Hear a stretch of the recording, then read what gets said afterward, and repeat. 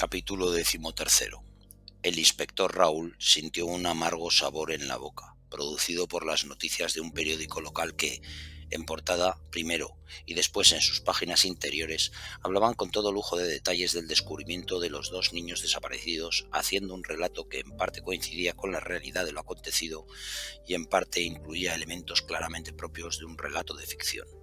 Con el título Piden justicia desde el más allá, se explicaba cómo la casualidad había querido que se localizaran unos restos que fueron reconocidos como los de los dos pequeños. Se describía cómo, pese a la colaboración ciudadana que había ayudado a las fuerzas y cuerpos de seguridad del Estado para rastrear todas las zonas de la ciudad en busca de los desaparecidos, tuvo que ser una unidad especializada de la policía la que hallara los restos, confirmando el trágico final que nadie desearía aceptar. Se relataba con todo lujo de detalles una reconstrucción de los hechos según la cual el padre de los pequeños habría planificado su brutal crimen, decidiéndolo poner en práctica el sábado anterior al día de la denuncia de su desaparición. Según esa recreación, habría esperado a que los niños se quedaran dormidos.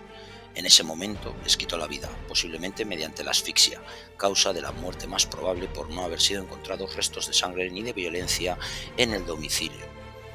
Aprovechando la noche, sacó los cadáveres del piso en el que se perpetró el brutal crimen, evitando tener testigos que pudieran percibir sus movimientos, y los llevó a un lugar apartado previsiblemente, donde hizo un fuego para tratar de borrar las huellas del vil delito cometido. Cuando acabó la noche, escondió los restos de la hoguera que el desalmado convirtiera en pira funeraria, y aquellos rastros que aparecieran tras la limpieza del lugar que no habían desaparecido, los trató de ocultar en un descampado que había en las inmediaciones de la casa paterna, sitio poco transitado por ser un espacio en el que solo los valientes se adentran, por cuanto es un desierto lleno de maleza que hace difícil el tránsito por ese paraje. Posiblemente a las 7 u 8 de la mañana se acostó, cuando llegó a casa después de una larga noche, hasta que a las 2 de la tarde, cuando se despertara de tan terrible pesadilla vivida en vida, llamó a la policía para denunciar la desaparición de sus hijos y con un discurso que, premeditado, no abría la puerta a los detalles, repitiendo de forma obsesiva un relato que parecía aprendido y del que el presunto sospechoso no salía, quiso zafarse de la verdad por sentirse parte perjudicada de la historia, posiblemente pensando que ser el padre de los menores desaparecidos no le pondría en el punto de mira de los investigadores de la policía. Asimismo, el periodista que firmaba el artículo hablaba de unas declaraciones de la madre, en las que confirmaba que era un desenlace muy triste, pero que preveía, por cómo era su exmarido, y donde con serenidad daba las gracias a quienes habían trabajado para localizar los cuerpos de los pequeños, y acababa pidiendo la máxima pena para aquel que había asesinado a unos seres indefensos. Pedía simplemente justicia. El inspector Raúl tuvo que pasarse los dedos pulgares por los ojos porque le dolían esas palabras impresas, ya que desde que comenzara su carrera policial nunca supo cómo el mundo del periodismo llegaba a conocer detalles que se ocultaban por estar bajo el secreto de sumario, sin esperar a que se produjera la declaración oficial por parte del portavoz de la policía. Podría ser una noticia que viniera de la madre o de su entorno, pero que, pese al dolor que sentían por semejante pérdida y sabiendo que nada les devolvería aquellos pedazos de corazón que perdieran, decidieron dejar suelta la palabra para que los medios de comunicación sembraran en aquellas personas a las que llegara la noticia el odio que ellos mismos sentían por el desenlace y por saber que faltaba tiempo para que llegara un juicio que oficialmente dejara el nombre de quien era presunto asesino con el apellido de asesino confeso. Dejó el periódico para que cayera sin ninguna delicadeza, con la misma forma que cuando él lo sujetara tenía, como si lo hubiera seguido sosteniendo en sus manos instantes antes, encontrando el único freno de la mesa que le esperaba. Mirando a la pantalla de su ordenador, solo tenía la capacidad de imaginar el impacto de esa noticia en la población de la ciudad. Sabía que estarían los que ya sabían lo que había sucedido, y después un ejército de desconocidos que aprovecharían el desenlace del suceso como canalizador de sus sentimientos primarios de odio y llantos en forma de gritos para llamar a las puertas de la conciencia, clamando porque el peso de la ley cayera sobre el asesino, lejos del silencio que precisan los difuntos como demostración de respeto. Una nueva herida en su carrera profesional en forma de la peor demostración de violencia doméstica, que no había acabado con una mujer muerta a manos de un animal, otra de las muestras de esta peculiar manera de acabar con las rencillas que el final de una relación traía. Más bien, en este caso, el dolor no venía de un acto contra una persona por la acción de la violencia sobre ella, sino que dos pequeños seres inocentes habían sido la moneda de cambio con la que pagar los males generados por una pareja de seres humanos que se juraron amor eterno y que acabaron viviendo el odio hasta que ellos desaparecieran. Muchas veces había comentado ese tipo de sucesos con su compañera Lucía, especialista en casos de violencia de género, pero él le transmitía su sensación amarga de que estaban llegando tarde, muy tarde, porque solo se podría haber atajado los desgraciados sucesos que les tocaba presenciar desde el pasado, con una educación que no hubo en su momento, en la que se grabara a fuego el respeto por la vida de los demás. Debería haber sido desde la más tierna infancia de los hombres y mujeres del hoy, cuando deberían haber aprendido, porque en su educación hubieran incluido principios básicos inoculados en la infancia como si fueran los anticuerpos de una vacuna, enseñando que nadie es más que nadie es propiedad de nadie, porque el único dueño de nuestras vidas es el propio portador de su existencia. Se habría precisado algo más que una visita un día a un colegio para hablar del tema como ellos hacían en centros escolares, porque esas visitas con tan buena intención acababan siendo un día festivo para los niños, que están más atentos al espectáculo que les supone ver de cerca el traje de los policías que acuden al centro escolar, que al mensaje que de la violencia nunca será la solución. La sangre que ahora corría era la corriente de un río cuyo nacimiento estuvo en cientos de miles de niños cuando lo fueron, que como adultos asumieron un tipo de relación humana con los demás como un vínculo en el que podían decidir sobre el destino de quienes conocieran y coincidieran con ellos, por sentirse superiores en un momento de sus vidas. El germen de esa violencia machista estuvo en niñas que asumieron que una bofetada, un puñetazo o un insulto no era tan grave cuando provenía de sus parejas, porque sabían que en el fondo las querían mucho. El inicio de tan desgraciado comportamiento estaba en esas niñas y niños que sucumbieron a un mundo de vanidad en el que debían mostrarse semidesnudos porque aprendieron que su imagen lo era todo, olvidando los sentimientos de los demás. Hedonistas cuyos actos les mostraban una y otra vez egoístas.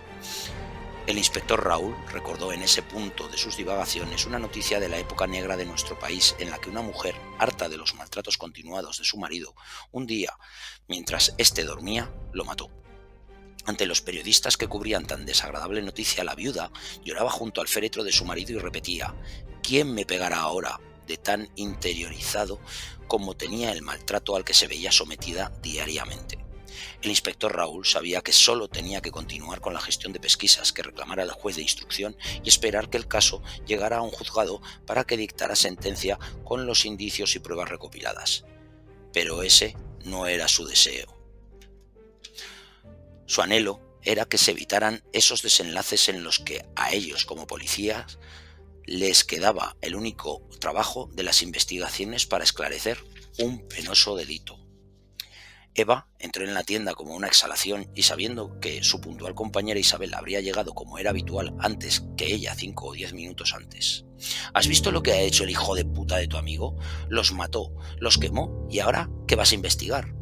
Isabel recibió sus palabras como una mezcla perfecta de puñetazo en la boca del estómago que le dejara sin respiración por lo sorpresivo de la noticia y a su vez con la tranquilidad que le habían aportado las palabras intercambiadas con José, donde ya le adelantó que preveía tan triste y repugnante desenlace y preguntó sorprendida: ¿qué ha pasado? Y Eva, manteniendo su actitud colérica, respondió: pues el muy cabrón mató a sus hijos, los quemó para hacer desaparecer las pruebas y los dejó tirados por ahí. Como siempre hay justicia, los han encontrado. Soy capaz de esperar a que salga de la cárcel para matarlo con mis propias manos. ¡Cobarde! Isabel mantuvo la compostura y respondió: ya decías tú que sabías lo que había pasado. No quieras hacer el trabajo que le corresponde a la justicia. No nacimos para ser juezas. Aún así, quiero que mañana vayas al centro de salud mental que te comenté para pedir que me ingresen, alegando que padezco una depresión severa. Eva no entendía nada y sus palabras salían ya de forma mecánica sin razonarlas, pero con el aliento de la rabia que la noticia le había despertado en el alma. ¿Pero qué pretendes? Isabel lo miró con calma, sonrió levemente y le contestó: nada, pero la verdad jamás se escribió ni se escribirá con la tinta de una sola pluma. Y llegado el día, Eva adoptó el papel de amiga interesada por su amiga del alma, víctima de una depresión que necesitaba ayuda desesperadamente y un tratamiento de choque inmediato. Entró en el centro de salud y le resultó demasiado absurdo ver la representación teatral que ante su vista se presentaba, que estaba dirigida, posiblemente, a a personas que necesitaban ver claramente que un centro de salud estaba a la altura de su estatus social. Tras el mostrador de información, un joven con una camisa blanca y una corbata rojo fuego le sonreía desde el primer momento en que la atendiera, tratándola de usted.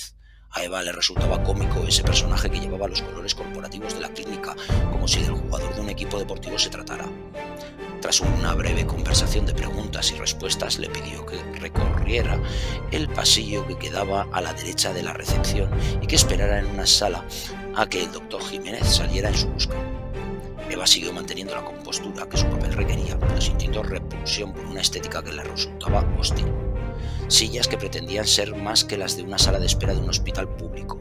Gente que esperaba como ella en la misma sala, con pretensiones de parecer pertenecientes a una élite que para Eva era desconocida, pero que no le impactaban, puesto que sabía que eran simplemente desgraciados con aspiraciones. Estando en sus divagaciones, escuchó su nombre pronunciado por un señor con bata blanca de edad avanzada y un bigote blanco que había salido a la sala de espera y le invitó a pasar a su despacho. Soy el doctor Jiménez, especializado en trastornos de diversas patologías en este centro de salud. Dígame en qué podemos ayudarle. Estamos a su disposición. Estoy aquí por mi amiga Isabel. Desde que la dejó su pareja hace un mes, un tipo con el que convivió 10 años, está pasando por una depresión severa y no la supera pese a que el tiempo debería estar a su favor, porque como se suele decir, ayuda a olvidar. He estado viendo que ofrecen servicios de tratamiento interno en los que confío más que en un especialista que la atiende cada 5 meses. Lleva ya, sin ser ella, muchísimo tiempo, y sin ayuda médica especializada no será posible que lo supere, dijo Eva siguiendo el papel que previamente le había preparado Isabel. Le entiendo perfectamente, pero quizá no sea preciso un ingreso para su amiga. Disponemos de los mejores profesionales en este centro que incluso le pueden atender mediante videollamada y tras una valoración inicial podemos ponerle un tratamiento sin la necesidad de que esté interna, contestó el doctor Jiménez. En los ensayos previos que ambas amigas hicieron, teatralizando el momento, esa opción de que se rechazara su ingreso se planteó, por lo que sabía cómo contrarrestar posibles objeciones por su parte. Si he acudido a este centro es porque ustedes ofrecen soluciones integrales y definitivas como he leído en su página web. Ya sabe que cuando una persona se ve desesperada haría lo que fuera y pagaría lo que fuera preciso. Eva parecía convincente y el mensaje lo fue más, ya que todos tienen un precio y en ese caso la filosofía del centro era la salud del paciente, pero la realidad era que el motor que impulsaba el trabajo diario de sus trabajadores, como en la vida, no era más que el dinero. Bien, concertaremos una cita con su amiga mañana mismo, le haremos una exploración mientras ingresa como residente y en función de la gravedad de su situación determinaremos el tiempo que debe permanecer con nosotros o, si por el contrario, puede seguir el tratamiento que le asignemos en función de su estado desde su casa. Tenga en cuenta que dejar que los enfermos permanezcan en su entorno doméstico les ayuda de forma muy positiva y permite acortar los plazos de recuperación. Cuando Isabel necesitaba pensar con más claridad, con más rapidez, cuando necesitaba crear estructuras con sus ideas en su mente, salía a pasear. Se sorprendió abriendo los ojos a las 6 de la mañana con las primeras luces del alba, una hora tan temprana que hasta ella misma había olvidado que existiera, y pese a haber tardado en encontrarse con el sueño, la noticia de haber sido encontrados los cuerpos de los niños claramente le había arrebatado cualquier opción de descansar. Se vistió y dejó que sus pasos primero la llevaran por la cuadrícula de amplias calles y espacios abiertos entre edificios del barrio de Lactur, y acabaron empujándola al espacio abierto del Parque del Agua, que estaba iluminado por las primeras luces del alba, y en medio de ese simulacro de naturaleza que no dejaba de transmitir que la mano del hombre había construido un espacio con pretensiones, pero donde no olvidaron las líneas regulares de las reglas, escuadras y cartabones, empezó a ordenar sus ideas, porque las sentía como colocadas sin orden ni sentido tras los acontecimientos que había conocido y con una ligera capa de polvo que se había depositado con el exiguo sueño de la noche. José bien podría ser el responsable de la desaparición y muerte de sus hijos, pero esa era una verdad que flotaba en la superficie de una gran balsa de declaraciones que eran tan obvias como que el lodo no es agua y que no permitían ver el fondo de esa triste historia que era la representación de la miseria humana. Un genio crea lo que perdura en la eternidad, mientras que un necio deja constancia de su presencia por la mediocridad y miseria de sus actos. Isabel se resistía a ser como esa persona que crédula grita «¡Milagro!» cada vez que un hecho inexplicable se presenta ante su vista, olvidando que la humanidad pasó hace tiempo por una fase en la que atrás quedó la superchería para dar explicación a aquello que no la tenía aparentemente bajo la visión de la razón y de la ciencia. Ella se resistía claramente a enjuiciar, pese a las claras evidencias irrefutables que demostraban la culpabilidad de José. Isabel no quería conformarse con la explicación que ofrece la lógica que aplicamos sobre lo que vemos, que no deja de ser el mecanismo de las redes sociales, donde el hecho de ver a alguien sonreír y con una copa de vino en la mano hace que supongamos de forma inmediata que la persona a la que vemos sea la representación de la felicidad, cuando la realidad es que esa persona que pretende tener seguidores como objetivo vital, lo único que tiene realmente es un vacío existencial que suple con la posibilidad de que personas anónimas le alaben, le recuerden que es especial, que es belleza y éxito cuando es tristeza sin más. No es que fuera tozuda, como aquellos que cuando se descubrió que la Tierra no era plana se negaron a aceptarlo y a cambiar esa interpretación del mundo que aprendieran y de la que nunca se desprendieran, sino que Isabel se negaba simplemente a ser como las personas que le quitaron la vida a Miguel Servet, dejando que el cuerpo de tan insigne personaje histórico sucumbiera al fuego de una pira, o aquellas que presenciaron el espectáculo disfrutándolo simplemente porque alguien presentó una realidad que no era la que coincidía con las creencias de la época. Isabel podría estar equivocada tomando esa decisión de no seguir la corriente que solo alza la voz para pedir justicia, y asumía esta posibilidad, pero sentía que la inteligencia le permitía ser rebelde, tener la capacidad de saber que tras la ira, tras la tristeza, tras el odio, tras la decepción o la depresión había una causa, un desencadenante de que una persona perdiera la referencia en la vida cometiendo un vil asesinato. Jamás sería una justificación para la barbarie que representa una muerte o un acto de violencia, pero nadie en su sano juicio utilizaría dicha violencia si no hubiera un condicionante previo que le empujara a usarla como medio para alcanzar sus fines, o nadie haría uso de ella si fuera una persona con sus facultades mentales completas. Ella no estaba en este mundo para valorar en función de lo que percibía, porque había sido testigo de la mediocridad humana que hay tras el juicio de valor, que se produce cada vez que conocemos a una persona o se presentan ante nosotros unos hechos. José podría ser un asesino. José podría ser un perdedor. José podría ser una clara demostración de lo que puede llegar a ser un hombre cuando pierde la razón o cuando se cree soldado de una batalla que jamás debió librar. Pero ella se negaba a ser odio o una vulgar representación de quien se cree que es juez cuando solo es parte. Se negaba a ser paisaje cuando el planeta está lleno de una diversidad que parece infinita cuando nos llena la vista. Isabel se negaba a ser jueza de hechos que desconocía y valorar a personas a las que no conocía, puesto que olvidamos que cada uno solo podemos juzgarnos a nosotros mismos, pero en ningún caso arrogarnos con la prerrogativa de valorar a los demás.